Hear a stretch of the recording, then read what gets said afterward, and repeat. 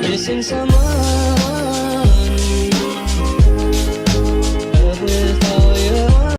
Hello my loves, how you doing? If you're new here, karibu sana. I go by the name Vivian Odhiambo, aka Fashion Guru Kenya, aka Mtoto wa Homa Bay County. So today we are making soft layered chapati, the unfiltered version. I'm going to show you what goes on when you're making chapati, what could go wrong, what could go right, how do we fix it, okay?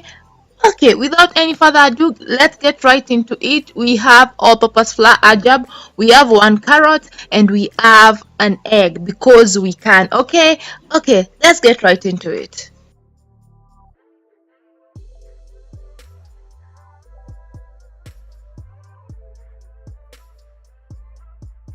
As you can see, I've already grated my carrots. If you're grating your carrot, make sure you grate with the smaller part of the carrot. Don't be like me. Yes, this is going to work still, but I prefer the smaller sizes. Okay, so the small flour, that is 1 kg. It normally gives you 13 to 16 chapatis. The big flour, 2 kgs, it normally gives you 26 to 28 chapatis. Okay, so if you're making for a big family, use the big flour. If you're making for a small family, use the small flour. You have to use it all so that it can come up with those 13 or 28 chapatis. But here's the thing though, you also need to have extra flour or extra flour for when you put maji mingi or a lot of water in the flour and you don't know what to do. You need to have extra flour for that.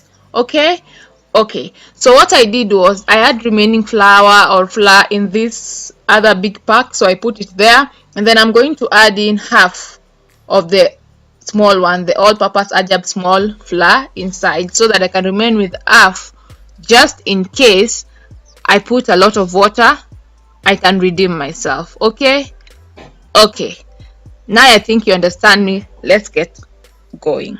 This is my flour or my flour. I'm just going to go ahead and add in the carrots.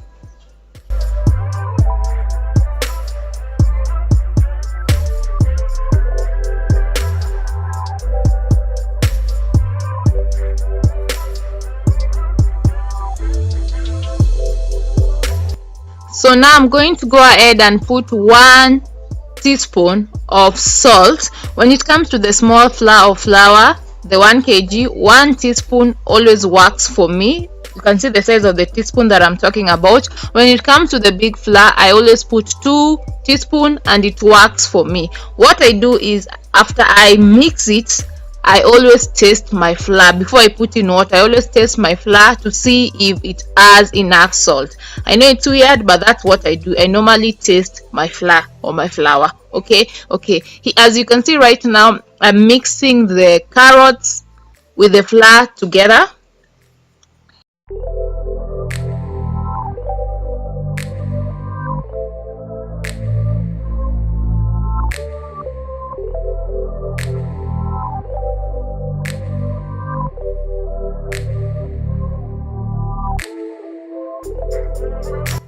Now it's time to add in the egg. I wanted to try something different and see how it goes, so I put an egg in the mix. Okay, so I'm going to go ahead and beat that egg, then add it to the flour.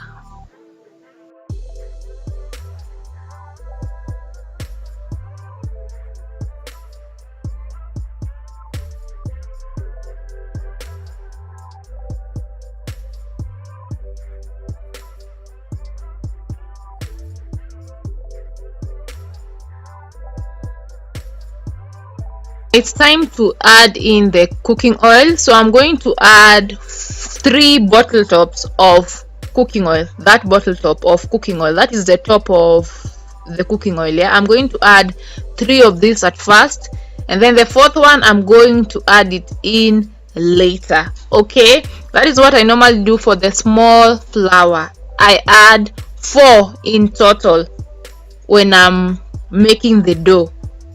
Okay, so the 4th one I'm going to show you where we are going to add it. You don't want to put too much cooking oil, because you're going to use cooking oil while cooking it and later while prepping it. I'm just going to show you how it's going to go. God, English. Then I'm going to add in warm water. I normally use warm water. I know some people use cold water, some people use hot water, but I normally use warm water. So I'm going to add in water until I'm satisfied with the texture that I have. So it's not enough yet. I'm going to add more water. Here's the thing with the chapati, there is no right or wrong way to do it. Okay, you just learn, and the more you cook it, chapati is like driving or riding a bicycle. The more you cook it, the better you get at it. Okay, if you've learned the techniques, the more you cook it, the better you get at it, the better you know what works and what doesn't work for you. So this is the water I was talking about. I put 1 of this already. I'm going to add half of that and see how it goes. And oops, I think I've added too much. So what are we going to do? We are going to add more flour. This is why I was telling you having extra flour is really important, because you're going to need it in this process. You're also going to need it while flattening the chapati dough. Okay, so I'm going to add in more flour.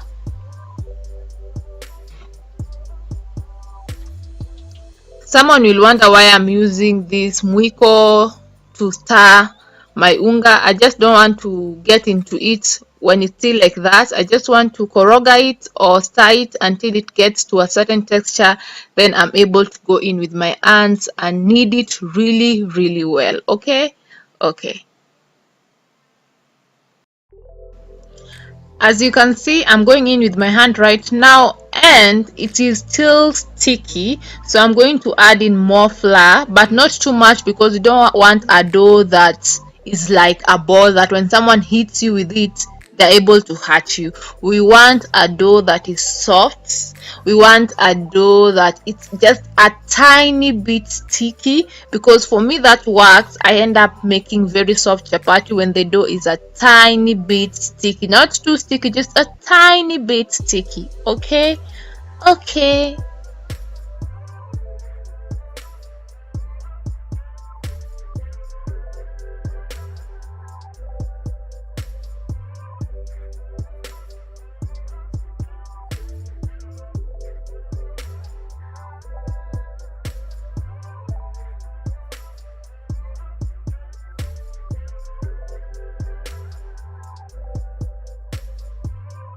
Remember the 4th bottle top of cooking oil that I was talking about? Now is the time to put it. Advantages of putting it at this stage, it's because it helps the dough on your hand go away, like it helps the stickiness go away. It's going to make our chapati softer. Okay, so I'm just going to knead that inside and make sure that the cooking oil gets inside. Okay.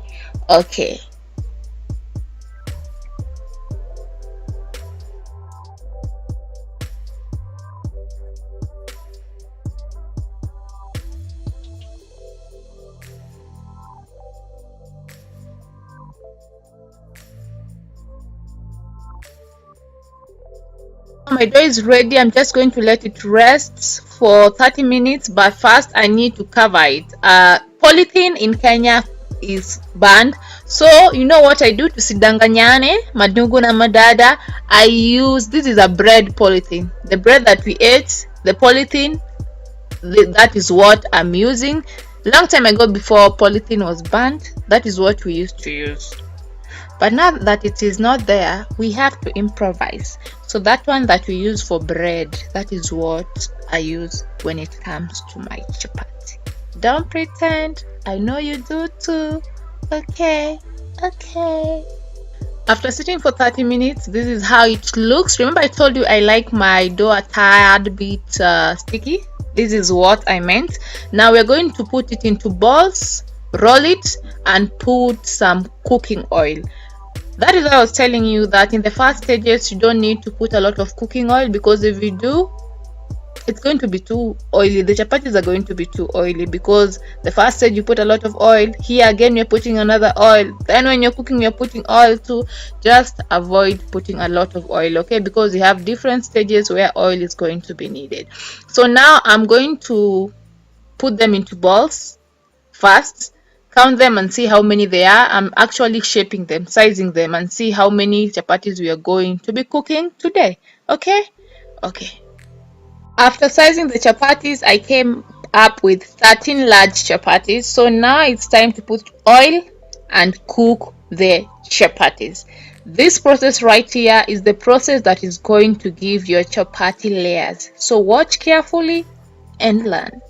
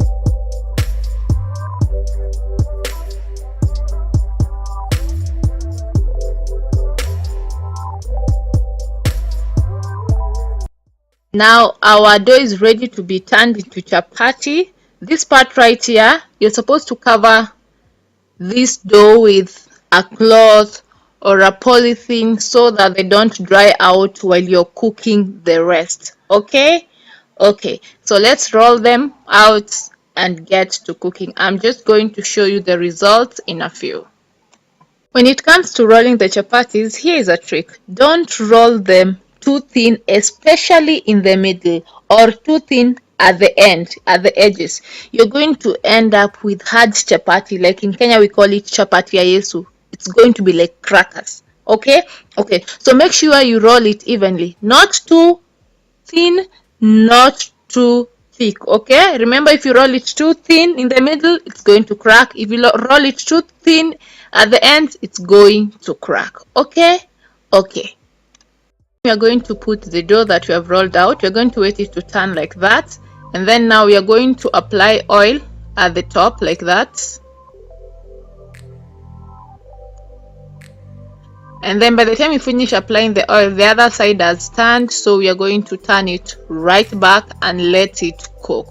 Now here's the thing, after you have turned it back like this, you need to wait for the other side to cook. I'm turning it like that so that it can cook in all parts. You need to let the other sides cook first before you can apply oil on top here, because if you apply on top here, oil on top here before the down part is cooked, it's going to dry out. Okay, so I'm just going to check if it's cooked. It's almost ready.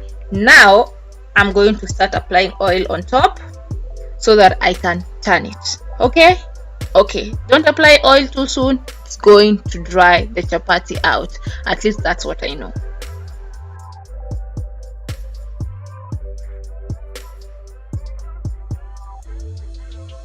So after that other side has been cooked like this side, the chapati is ready. We can remove it and put on the next and the next and the next and the next. Now let me show you the results.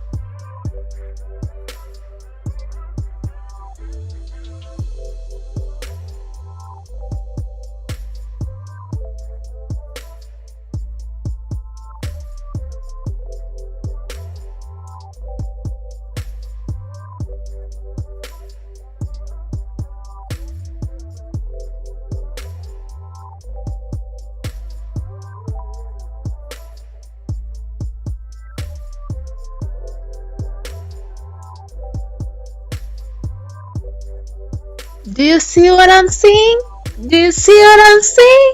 Let me just tell you, these chapatis were delicious. Even my neighbor said they were really delicious. They enjoyed them. They wanted more. Guys, thank you so much for watching. Don't forget to subscribe. Click on that notification bell to get notified whenever I upload a new video. Please let me know in the comment section if you've tried this or how do you make your chapati. Until next time, it's goodbye for me. Love you. Bye bye. Mwah.